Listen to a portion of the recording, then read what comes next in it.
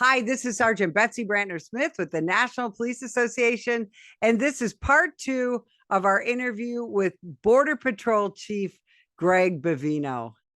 And yet there's this narrative out there, and I hear this all the time, from activists, here locally in Arizona and beyond, that, well, you promised to only deport the worst of the worst, and that's just not true. Can you explain that? Sure. And that worst of the worst is something that has creeped into this conversation. Worst of the worst. Hey, we do want to take the worst of the worst. Hey, the terrorists and the child rapists, murderers, definitely want them off the streets. Absolutely. No one denies that. But if that's all you go after, that's not a mass deportation. That's a very specific and targeted approach. And that won't cut it when you're looking at the numbers. Look at the numbers that came in under Joe Biden. Tens of millions over those 4 years. Worst of the worst does not address those tens of millions or the other tens of millions that were here before the Biden administration. And when you go worst of the worst, or do we have to wait for someone to harm or kill an American citizen before they then are into that worst of the worst category? I detest that line of thinking. We need to go after them all now. That includes worst of the worst, but it also includes some of those other individuals, all the other individuals that affect America in many different ways. Like, say, take the flower vendor there on the street corner, maybe an illegal alien flower vendor. You might think, well, hey, that's not the worst of the worst. What's wrong with him? Well, you know what? An American citizen business, a florist, is being hurt, undercut by that individual. Magnify that millions of times over, and you start to see that illegal immigration is not a victimless crime. It's not a victimless crime. It affects somebody, somewhere, sometime. Maybe that's why our affordability is non-existent right now in the United States. So, yeah, there's a lot of different ways to look at this, but worst of the worst is really code word for amnesty, because if you only go after worst of the worst, what happens to those other tens of millions of illegal aliens? If you're only going after the worst of the worst, what happens to them? No one seems to want to talk about that, but we saw that back under the Reagan administration, amnesty. And when you bring amnesty to tens of millions of people, that then becomes a draw for tens of millions more wanting to come in with those family members, those friends, those acquaintances that are in the United States. And it's just a slippery slope that once you go down, it's very difficult to recover. We've got to do this now. The DOJ is really they're trying to chip away legally at sanctuary cities, litigation, things like that. What is the cost really of sanctuary city policies when it comes to law enforcement, when it comes to being able to deport people that need to go? Well, they're trying to make it virtually impossible.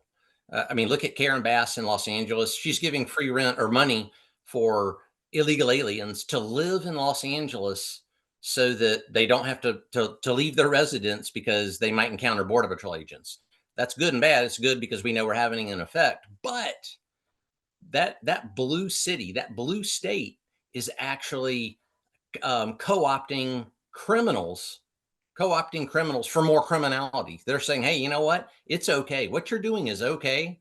And if that's okay, what else is okay? Again, it goes down that slippery slope. So they do make it very difficult. When an illegal alien goes to Chicago or Los Angeles and they say, right, this is a sanctuary city or a sanctuary state, we don't consider it that in the U.S. Border Patrol, but they do. It becomes a draw. It's a draw. And that makes our job infinitely harder when there's two opposing sides to the law, one wrong, one right. We're right, immigration law. They're wrong by saying it's okay to come into this state illegally and be an illegal alien. So it makes the job 1,000 times harder. Plus, it takes those state and local law enforcement officers.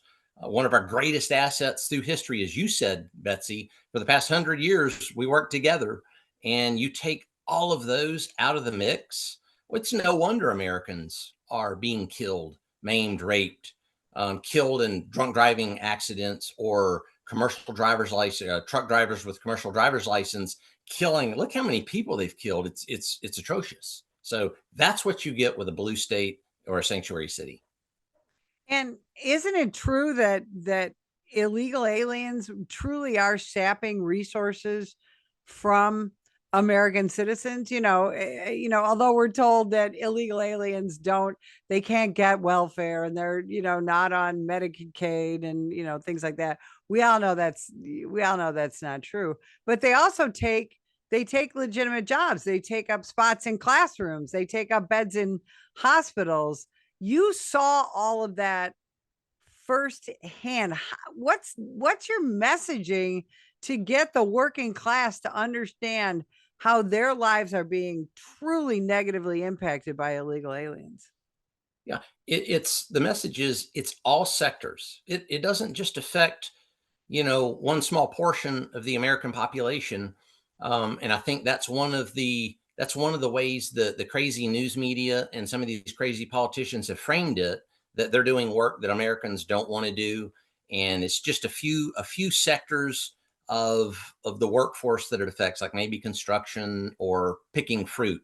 Nothing's further from the truth. What they do is they destroy what I call the living wage. There are jobs out there that American citizens have done traditionally, would do now. It's just with this mass influx of millions of illegal aliens, most of whom are low skilled, they'll do the job for half or less than half of what an American citizen will do it for. American citizen has to make a living to support a family, to make a house payment, a car payment, but you import cheap labor by the millions from foreign nations that'll do it for half or a quarter. An American citizen can't compete with that. So then it's a self-perpetuating prophecy by the left.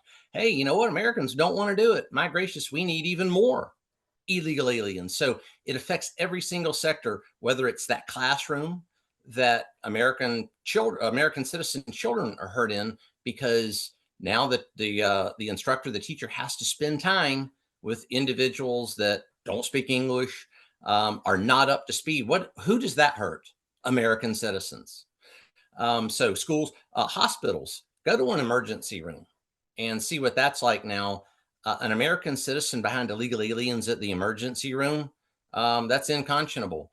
And one of the reasons that the emergency rooms came up was once we got to Los Angeles, Chicago, Charlotte, all those cities, folks would come up to us on the street, Sarge, and say, "Wow, you know what? A family member, I had to go to the emergency room, and there was no wait." Just think about what that costs the taxpayer when illegal aliens with no insurance go to the emergency room. Just that alone. So it affects all sectors, all people throughout our society now. Imagine if all those individuals were removed via mass deportations, commutes into work, they improve, jail, schools, hospitals, everything improves, not just a little bit, but dramatically. So talk about the United States flourishing without this illegal, cheap labor, unskilled labor. And I think you start to see the size of the problem, but the size of what happens if that solution's put into effect, how much stronger we as a society are going to be. One of the things that we hear from the activists and the media and the politicians is that every single one of these illegal aliens is deserving of the full due process of the law. You hear due process all the time. Can you explain to people how due process is different for an illegal alien than it is for an American citizen?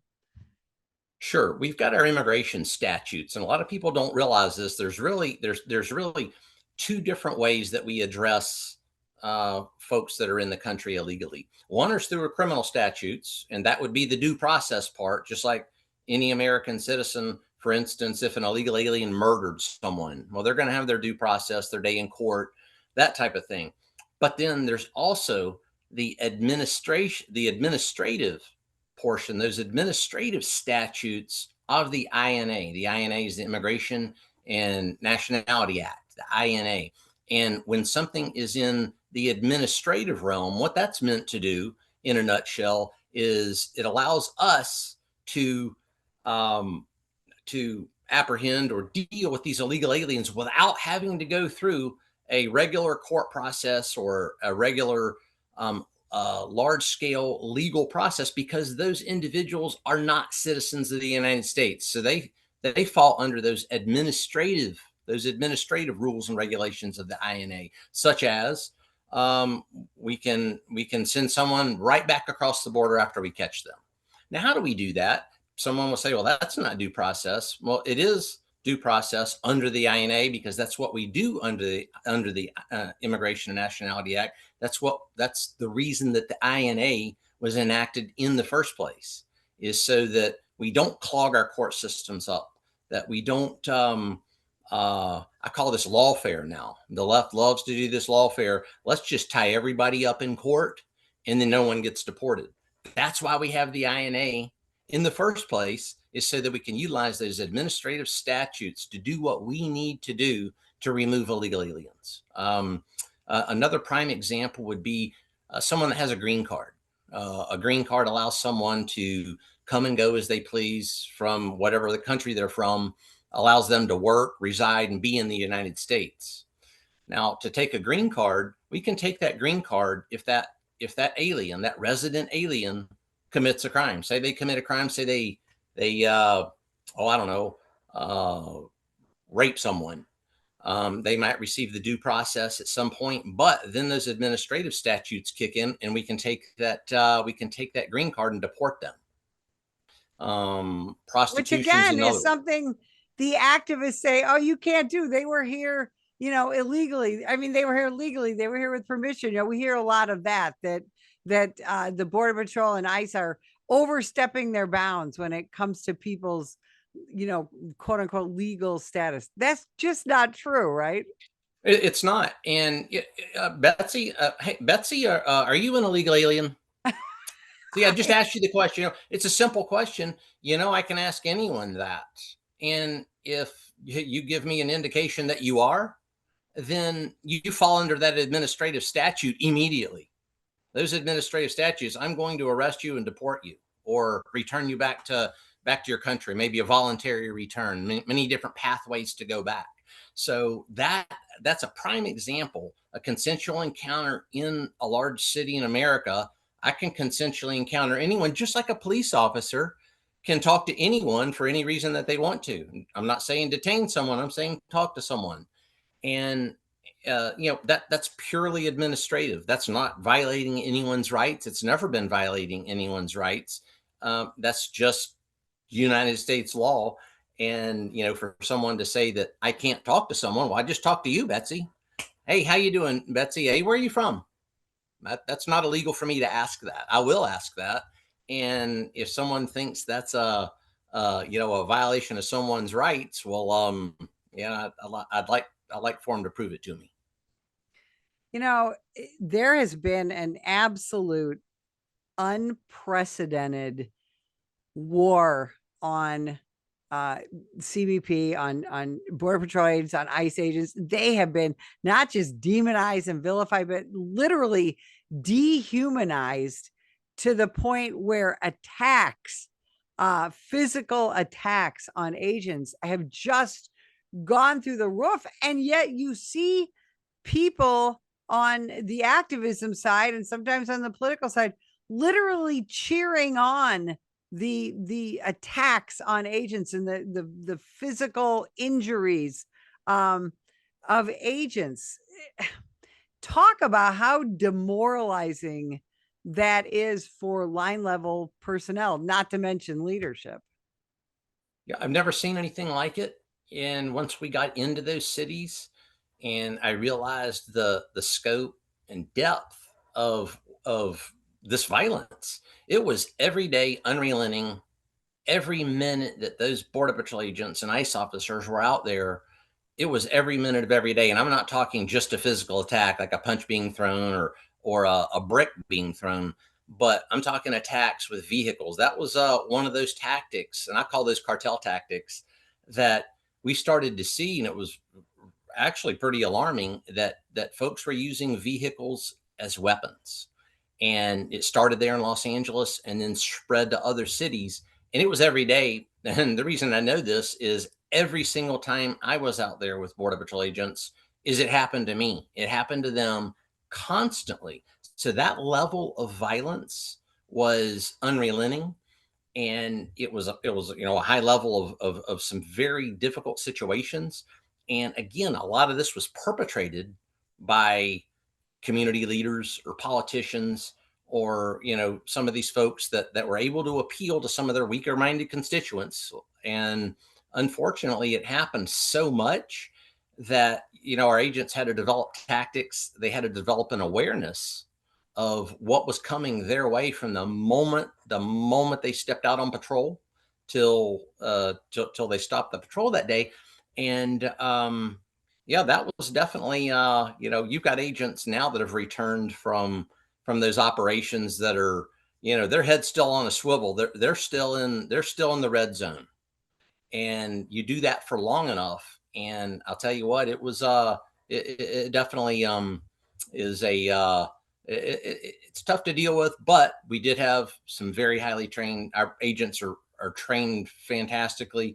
And the other thing that a lot of the viewers might not realize is a lot of this stuff did happen on the border for many years. There's been a lot of violence on the border. A lot of that goes unreported. So our agents are a pretty rugged workforce, so they were able to deal with it. But every day like that, and then having politicians and activists spurring that on, definitely was a concern to our agents. Absolutely. What I got to try and bring it back to a little optimism here before we end. What do you think? We really feel all this lawlessness pressing in, right? Your average American citizen. And how do you feel about what it's going to take for a return to law and order, to sovereignty? We're literally the only country in the nation that just is that has these ridiculous border issues internally, where we're literally eating our own. What do you think it's going to take to return to some normalcy, some law and order, some sovereignty when it comes to people who are here in our country illegally? Sure. Well, to have an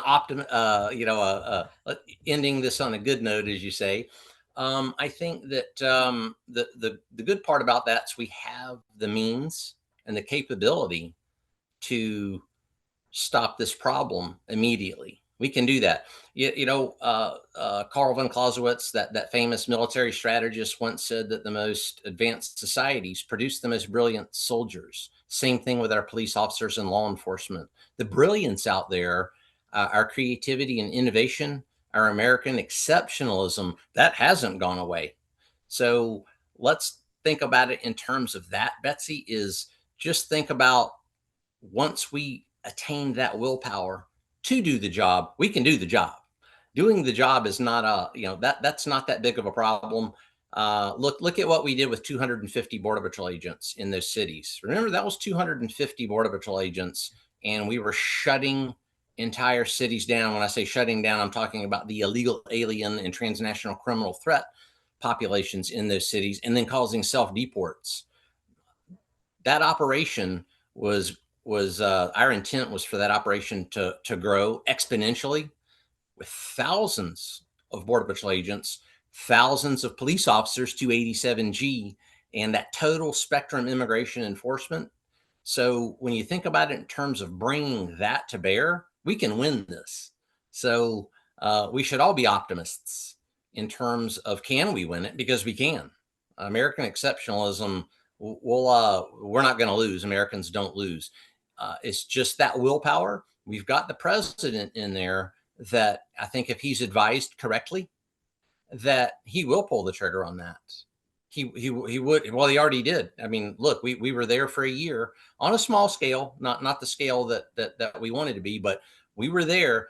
It's just, having the correct advisors advising the president. And if you ask me, would there have been anything I could have done different or would wanted to have done different? That would have been for me to brief my strategy in full straight to President Trump himself. That's something that if I had to do over again, I would have sat in front of him. He got the strategy, I think, in bits and pieces, the way his advisors wanted him to get that strategy, but he needed the full Monte to see how we were going to do it, when we were going to do it, timelines, and how we're going to deport 100 million people. I think once Trump sees that it would click with him, and he would actually do that. So I'm an optimist in terms of is this going to happen? I think it will, because there's too much at stake for it not to. Lastly, what would you say to somebody who's in high school or college or maybe a small town cop somewhere and is thinking about, broadening their horizons and joining the Border Patrol? What do you say to them? Join the Border Patrol and save America.